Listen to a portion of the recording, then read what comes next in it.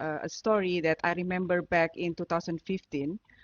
There was a launching of Manila Principles in Manila, of course, initiated by a group of civil society. The idea of Manila Principle is to request the government to do due process based on a clear set of law related to the third-party content.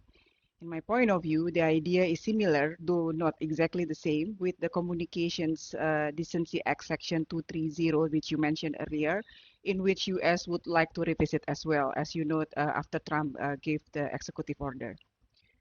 During that time, it was a kind of taboo among civil society to request for liability or even responsibility from the internet intermediary, or at least in my part of the world, yeah, in the South. It's a bit taboo to ask for the platform to be responsible or liable for that. But now I guess the time has changed. Governments are trying to regulate the content. Take, for example, Singapore and Germany. Both countries are considered front-runner in developing the platform regulations. When I say platform regulation, it's really strictly on the basis of content regulations. The way both countries define its scope and purposes of what is considered liable is totally different. The scoping over who is responsible is different. Singapore defines it very large, from telecom system and services, internet service provider, platforms, and users, while Germany focuses only on telemedia services for more than 2 million users. Singapore focuses on the individual, while Germany focuses on the entity. This is already very confusing and very fragmenting in the way platforms work. I think we can have a discussion further in my point of view, while we are now coming back to discuss about the CDA Section 230, though it is in United States, but I'm sure it will impact the other countries. I guess we should also discuss beyond defining whether platforms should be liable for the third-party content. I guess we have to go deeper. We better start discussions on how the platforms work. If the regulators have difficulties in understanding how this platform work, perhaps those big platforms should be more open in explaining the way they work. In Indonesia, in my country, there has a very long discussion with platform on the way they work, and regulators seems very difficult to understand on how they work. From a starter, I think it would be very useful if the platforms develop a public report on how our data are being extracted, managed, and also monetized, describing the business process along with the profit model. I guess with the trust as a key element of internet interaction on the platforms, it will be good to demand more accountability on their processes, beyond third-party content liability, beyond deciding the platform as publisher or not publisher. I guess I can stop there, Mishi. Thank you very much. Thank you for sticking to time. So we move on to Dipayan for his opening statement. And so Dipayan tells us what are these terms of disservice. And if you haven't read Dipayan's book, please go buy it. He did not pay me to make this plug, but it's an excellent book. So Dipayan, your opening statement, please. Thank you, Mishi, and thank you also, Shita, for excellent opening remarks, and yourself, Mishi, as well. You know, I think where do we even begin? Facebook, for instance, is a platform that has more than 2 billion users, approaching 3 billion users, and they have so many billions of pieces of content every day. They're collecting billions of data points on us. In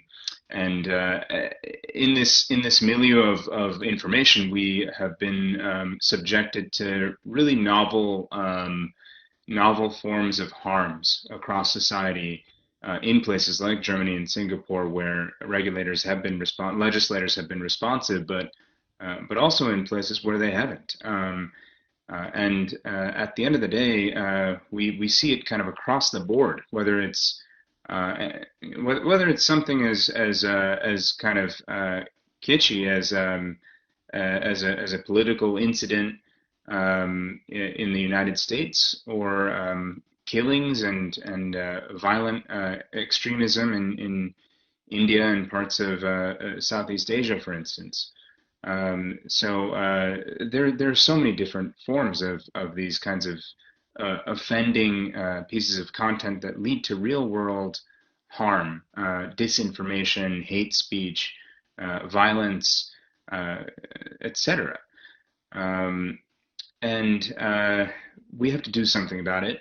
The key here is that it's novel. And I insert that word because these are not phenomena that were happening 5 years ago or 10 years ago or 15 years ago in that instantiation of our media ecosystem. They're happening now through the facilitation of largely Facebook, along with certain other platforms in certain cases, but most principally, I would say, Facebook. Now, what we have seen is that there are these very offending forms of content leading to harm, right? Political interference, killings, etc. What I would suggest is that those are let me step back for just a moment. A lot of legislators, politicians, regulators look at those harms and are very responsive to those harms. They say that Facebook should do something about the situation with the Rohingya. WhatsApp should do something about the lynchings. Facebook should do something to maintain to assure that political disinformation attacks from Russia don't become prevalent in the context of the U.S. presidential election. That's to say, these specific harms that we're seeing should be contained. And what I'd suggest, and by the way, all of the policy measures that are under most serious discussion now and have been done are responsive to those concerns directly. You know, hiring a lot of people to moderate content, developing artificial intelligence to better assess these kinds of decisions on the fly. You know, setting up a Facebook war room during the elections, setting up an oversight board. These are measures that are responsive to offending forms of content. And what I'd say is that we should do all of that. We should respond to the content. We should do our best to make sure that very offensive forms of content don't make it online, don't become viral, etc. And perhaps we should think about reforming Section 230 to induce the adequate liability on firms to do what's right. But I'd also say that this is all linked to the business model. This is happening now because of the rise of a business model that's prioritizing the collection of data to the end of behavioral profiling, the use of algorithms to keep us engaged, and this incredibly aggressive penchant for platform growth at the expense of anything democratic, let's say. And it's that set of business practices that is leading to these problems in the first place. And I would suggest that unless we correct those business practices through even-handed economic regulation of companies like Facebook, content policy measures are only going to get us so far. We need to be thinking about privacy. We need to be thinking about competition so that we can push back against these companies creating behavioral profiles on us in gay abandon. And we have some semblance of consumer rights in the face of a very powerful media ecosystem now. Great. So do we have Viktoriia? Because I'm not able to see her, but I would love to have Viktoriia as well, and for her to have her opening statement. Thank you so much. It's better late than never. So yes, as I missed almost everything, can you please No, you did not. As I said, we just started with the opening statements of each person. So Shita and Dipayan just laid out the lay of land for us in their opening 3 minutes. So You know the topic, and I would offer you 3 minutes to make your opening statements, and also pack as many issues as you would like, considering it's a simple topic. Yeah, okay, thank you then so much. It's great that I didn't miss so much, because for me it seemed like so stressful. In Russia, the question of private platforms, digital platforms, and how it is regulated by the state is one of the most sharpest questions now in the society, as both government and people see that it's mutually influential. I mean, that governments and state can influence the public discourse, which is happening on digital platforms. At the same time, people which use those platforms can also influence domestic and foreign policy. And I think that this trend is, in fact, worldwide. And in all countries, in all societies, people see that the new technologies, new social media, messengers, and so on, they give more opportunities not only to be more communicative, to resolve some of your everyday questions very quickly and very easily, but as well it is a new instrument to influence policies, different policies, and to boost some very important discussions which, for example, were not possible in case of monopolized television, for example, by state or by some powers, political powers. And as well, it gives new opportunities to state to influence public opinion, public discourse, new political forces, both in Russia and other countries. We also can see it, for example, in post-Soviet space. They have new instruments to shape the whole public opinion, and they also push some some discussions as they wanted. Of course, sometimes we have some even funny situations. I mean, when it's absolutely obvious that, for example, politicians, they do not feel the vibe of the youth, and they try just to adapt to it, but sometimes it doesn't work. But it's very interesting that how the whole landscape of society, of political process, and the same digitalization, how they influence each other and how they change the whole, I could say, route way of developing. And recently, in some, I guess, 5 years, such phenomena as bloggers became very, very popular and very influential. Very often, the youth pay attention to what those bloggers say. They can be journalists, they can be people just from the ground, but they don't have sometimes particular education, but they are more influential than some prime ministers or even some presidents in some country. And in Russia, sometimes they also shape very important direction of the development. So it's a very really urgent topic, and even made some, of course, researches on that, and we see that it's becoming more and more influential, and state try to intervene into that as well, and even try to make some new legislation, but the Russian government then decided to step back because they understood that it's not so effective. But still, this discussion, special commissions on this sphere of life, they exist, they are created, and I think that we will see another rise of such new bloggers and platforms, not only in Russia, of course, but in the whole world. Great. So I'm very glad to have Viktoriia, your statement, and especially you on the panel, because we rarely get to see that part of it. And as you rightly described, influencers and various other people getting far more reach than perhaps traditionally who we have understood as experts, so to say. And many of the US discussions are obviously about one particular way of understanding a very, very important geography. So as we go further, I would be very keen to understand more and talk more about something which you said, which has which really struck me as a very astute and a poignant observation.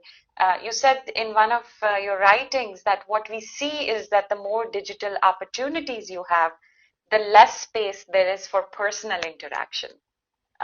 So do you want to? Yes, exactly. That's what I wrote in my recent article for ORF. And in fact, I think it just probably a psychological effect, some seduction to use the easiest method of communication and not to do it personally, face to face. And especially now in the time of COVID-19, it's even you don't have any other way. For you, it's more safe to use digital methods, digital instruments, I mean tools, instead of face-to-face communication, because now it's not that easy and not that safe. But I think that this situation is like law or like a rule of vacuum, that when you fill in the space with the digital communication, with information spread by digital tools, for you it's becoming more convenient, common to use it as an everyday tool, to use social media as a platform for your personal opinions, for sharing your products and so on. And instead of that, not to use those traditional instruments, traditional methods, ways of communication, because they need more contribution, I could say, your personal contribution, psychological contribution, and sometimes it's easier to conceal something, to hide something from others. So when you do it online as well, it's so it creates some dangerous, of course, cases. But at the same time, for some people, companies, it is easier to hold things like that. And that is why I think that it's just a normal trend now. People don't call each other just because they can message each other. It's like a normal story all over the world. So that is why I think it will substitute this normal communication to some extent. Hey, thank you. Somebody's phone is vibrating, and that's a very pleasant noise. But if let's try to mute that and move further. Shita, I want to come to ask you one specific question, and this is what you said, that in the beginning of your remarks, you said, at least in your part of the world, it was a taboo to talk about platform liability. And why I say that is because as we've watched, and in my own work in the US and India, I think the US government, beginning in the 1990s, and the young tech firms began promoting this non-regulation in American style, free speech as essential features of the internet. And this approach assumed that authoritarian states will crumble in the face of digital networks, and everybody will have American constitutional values built into them. And did we all buy into that US trope? And then we thought that because it is always about free speech, and if we try to regulate anything, we are going to take away users' free speech. And as Viktoriia also is saying, that now a lot of users have become far more influential and participate in public discourse because of these platforms. So obviously there is that resistance. If you try to regulate, then you're taking away people's free speech. So what are your views on that issue? Well, the way I say taboo, it was in 2015. Yeah, it's before the US elections, and when we were so happy with what the platforms can provide us. So it was very taboo in terms of the civil society. But I just speak with many of my colleagues from Papua. It's one of the places in Indonesia, the eastern part of Indonesia. And many people are using that as their mean of communications and also working and also studying. So a lot of issues coming from those platforms. In the beginning, when the Southeast Asia starting to have more democracy, I think many of the countries also using Facebook as its own place to release regulation, yeah, to release law. So people not seeing it from the website of the ministries, but they are seeing it from their Facebook. So I think at some point we got into that, as you mentioned, Mishi, the story of US, yeah, the free speech, that we feel like we are now equal, we are now can have open data, we can have a equal conversation with the government. I think those are the times that we feel like the platforms do really good for us. Until then, we can find more misinformation, disinformation, hate speech going around, as well as during our elections, our governor elections, our presidential election, which put the platform as a place for amplifying biases, for amplifying hate speech, and etc. So yeah, so I guess there are some period of time, Missy, that we feel like we are more equal now with the government. We are using these platforms to be more influential, to really influence the government regulations, or and the government itself, they are using these platforms to also communicate with people. Some of the key ministers in Indonesia, for example, the one that I also admire, is using their platforms, Instagram platforms, to really communicate difficult subject and difficult topics in their own way. I think that's really good place, a good avenue to start with as well. So it's not an easy answer for your questions, because we were so amazed with what the platform brings to us back then, but now we are also so amazed with the impact of our democracy, to our social fabric of interactions. So, Sita, you yourself started, and I would really like to then draw this connection with Dipayan also. But can you talk a little bit more about political speech and this use of platforms by politicians for public discourse and actual policy work which happens? And I think Viktoriia has later on talked about even foreign policy being negotiated on these platforms in some way. So starting with you, if you could talk about that political Yeah. speech part. Well, in Indonesia, at least, the way that I know, in the beginning, the people knows internet as Facebook.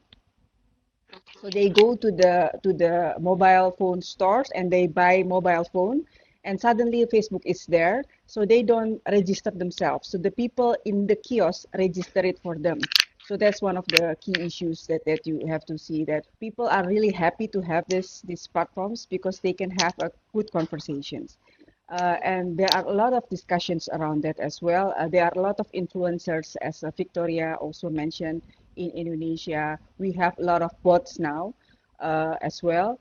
And in the political discussions, these are going very strong. So, for example, we have a very new law, which is a controversial law in my point of view. We call it omnibus law. It's a very big law, and then people are really divided into two sectors, yeah, pro and cons. And the internet, the platforms is really make those polarizations bigger, because people are not, as we know earlier, that we are only hearing what we would like to hear. We only have a discussion with people we would like to hear, and the ideology is getting more stronger with the platforms. So there are a lot of political conversation using social media, and I think Indonesia, Philippines, we are also kind of the most busiest people using social media in terms of Facebook and Twitter for several years. So I think, yeah, that's really it's a good one for me. I was believing in that platform for a while. I really like that because it really opens our conversation with the government, and it's really nice. But then we know nowadays that it's getting more difficult and dangerous sometimes. Dipayan, coming to you, obviously we're in the midst of elections, just a few weeks away, and I know your opening remarks actually gave us that really zoom out and understand that the business model is so tied with this, and content moderation or intermediary liability is only going to make incremental change. And so, are we saying that the platforms have a ton of problems, but they can't really fix themselves as they are pretending to?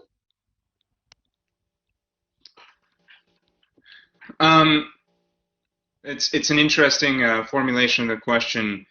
Do the platforms have a ton of problems? Well, it depends on what perspective you look at. Currently, I think for the platforms, if you look at it from the platform perspective, they don't have much of a problem, because they generate exploitative, monopolistic rent out of their business model. To be more specific, a company like Facebook has a monopoly, a relative monopoly in a place, a dominant monopoly in a place like India or the United States.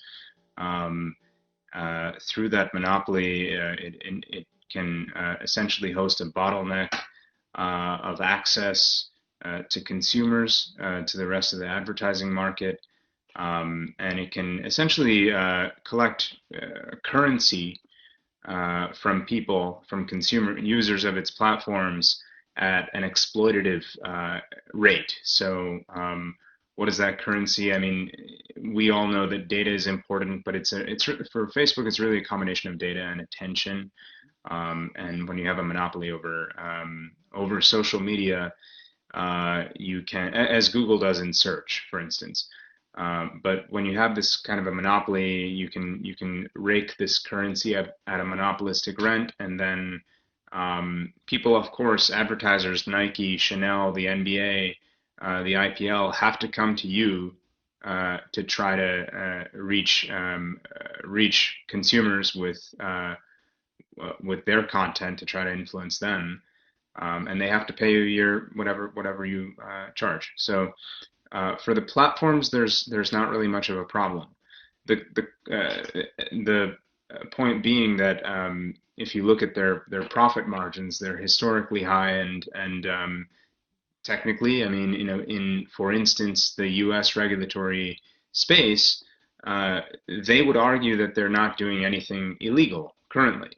So so no problem there for Mark Zuckerberg.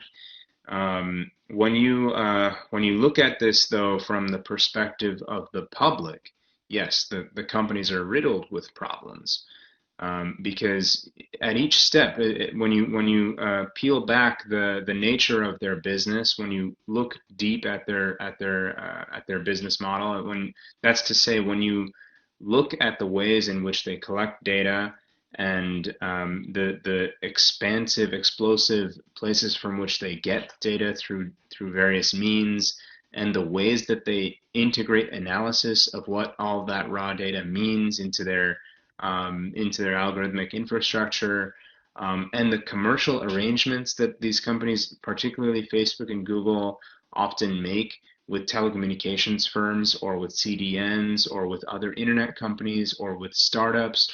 The kind of the very cold-blooded commercial moves that they make to kind of maintain their hegemony. When you look at all of that, you can see evidence that they're stamping all over the public interest. They're stamping all over democratic interests. In other words, many of these practices are not good for the rest of society. They're good for Facebook because they maximize Facebook's near-term revenue, near-term profit, but they are not good for the rest of us, whether we look at it through the political lens, the social lens, or the economic lens. And so I think time has come for a robust rebalancing, renegotiation of the distribution of power between Facebook and the rest of society. And the only way to do that is really to look at the machine, the commercial machine underlying these companies, not necessarily only to look at the negative externalities that they throw off, and to try to catch those negative externalities and put them in a box. no, I think we need to look at what's generating those negative externalities in the first place, which is why we really need to look under the hood of social media companies, I think. So, Dipayan, I'm gonna say that this you described the landscape pretty well about what problems are there. But every Friday, people do watch a documentary like Social Dilemma, and then they go on talking about it again on those platforms. We do really like the products, and look at what happened with the New York Post article. If the companies do something, one side of the political aisle starts yelling. If they don't do something, everybody else starts yelling. So if I'm the company, what am I supposed to do? Every time people are going to be complaining. So isn't it better that I pretend that I'm doing something and just apologize, which is what they have, and deflect and keep doing it? Because consumers keep coming, the advertisers keep coming. Absolutely. I think I think if I was Mark Zuckerberg, I would do exactly what Facebook has been doing over the past year. And this really starts 1 year ago with Mark Zuckerberg's speech in Washington, where he said that I favor free speech. Even when a politician like a Donald Trump comes onto my platform and pushes a very clear falsehood, I, Mark Zuckerberg, and Facebook won't do anything about it because we care about free speech. Of course, the reality is that this is not about a corporate commitment to democracy or to free speech and individual civil liberties. No, it's absolutely not. The situation is that taking that position from a commercial perspective makes sense for Facebook's financial returns. And there are various reasons why I say that. So for instance, I mean, in making this setting this kind of position for the company, first of all, you invite a public debate over what should be the circumstances around speech online, which is an unresolvable debate in a place like the United States. There's political gridlock on the issue, and it will never really see any resolution between Democrats and Republicans. So you stave off the broader discussion about, hey, we should also think about privacy or competition policy. So in taking this kind of position, you distract the attention of the political class. There are several other reasons why this kind of position makes commercial sense for Facebook, though. I mean, first of all, you can make sure by taking this position that you will always this is 2019, October 2019. We're talking about when it wasn't clear who was going to win the election. It's still not clear who's going to win the election, but there's some pandering to Trump, and then some pandering to Biden, and then some pandering to Trump again, and then some pandering to Biden. And I think that in this case, this kind of position allows them to kind of continue to thread that needle, stave off regulation, and not unsettle the Republican Party's huge political base.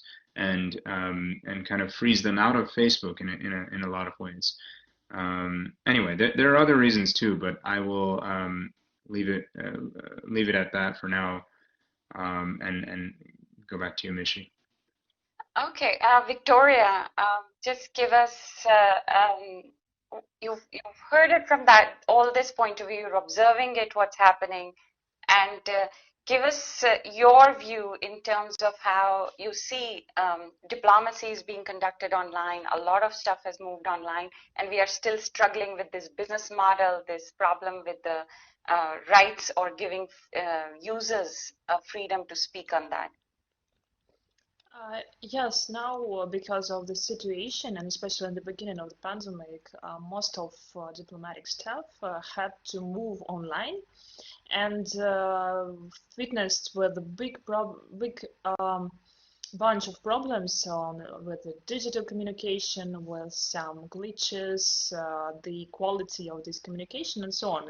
So, for example, today also I had to witness it, and because of that, a lot of diplomats are really they disappointed because absolutely another effect of such an online diplomacy that sometimes it's not effective, and anyway diplomats have to come back to traditional ways, so with some restrictions, of course, with some limited probably amount of people, and ministers, they still meet personally, and especially when you have problem with some conflicts, you don't have any way then to meet personally.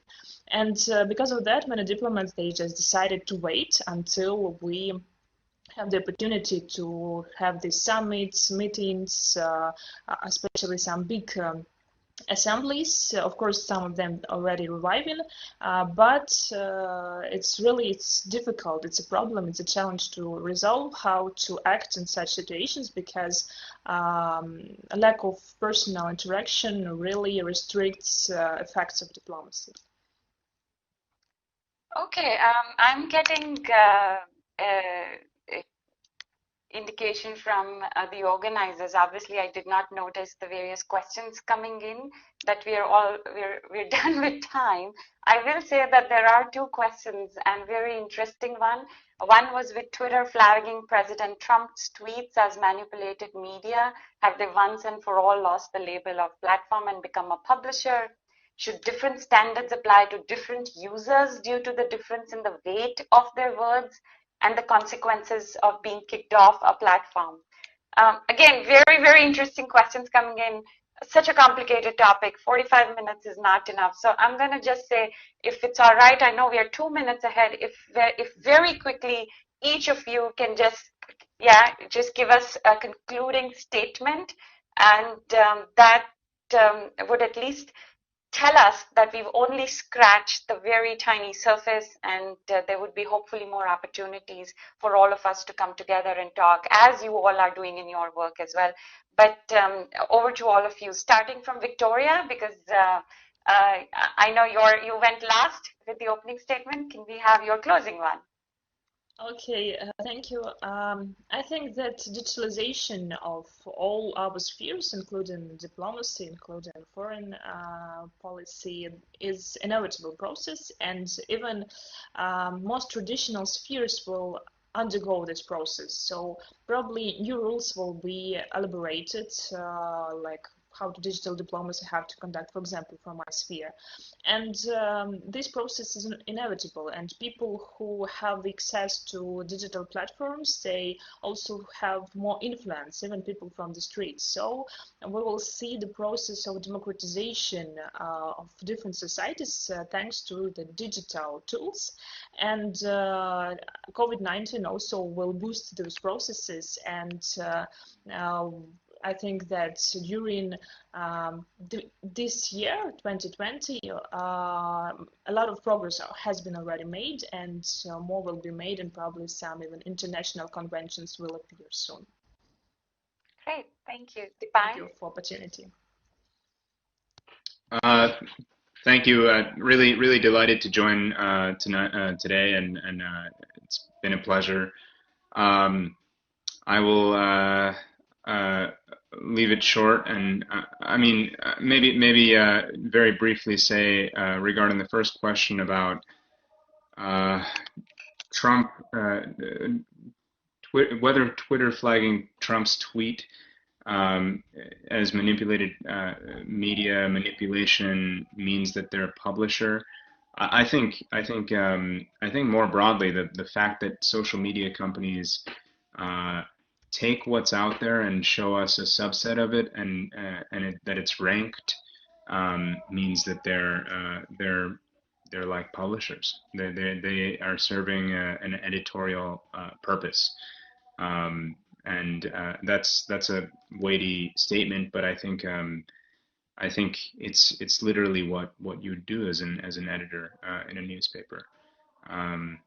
So that bears a lot of consideration, I think. Okay, Shita? Yeah, I have one comment. I think when US discussing the Section 230, I think you also have to think about the impact to the other part of the world, which is the South. I dream about having the South people or South regulator people from Southeast Asia to be part of the discussion with the Senate as well, because this will also affect us. Because we are trying to regulate the platforms, but it's a bit difficult, and it's only happen at the level of dialogue, not necessarily with liability or responsibility. I guess it's better to also have some voices outside the US to have the discussions. Yeah. Well, with that very important point, it's surprising that most of the markets and the users are outside the US, but attention only started being paid after the 2016 US elections. Well, let's see what happens in like a little just in 3 weeks from today. And hopefully Sci-Fi will be discussing a very different issue next year. And thank you, each one of you, for doing this. And Viktoriia, despite all the technological challenges, you were able to join. Shita, thank you for joining us from Indonesia. And Dipayan for getting up early in the Boston time. And thank you, Trisha. And thank you, everybody who's been watching. Hopefully, there will be more discussions about this. The topic continues to confuse us to the benefits of the governments and the companies. Thank you, Mishi, Dipayan, Viktoriia. Thank you, Mishi. Thank you, Dipayan. Thank you. We return briefly in 5 minutes with our final speed talk and final session of Sci-Fi 2020. Thank you.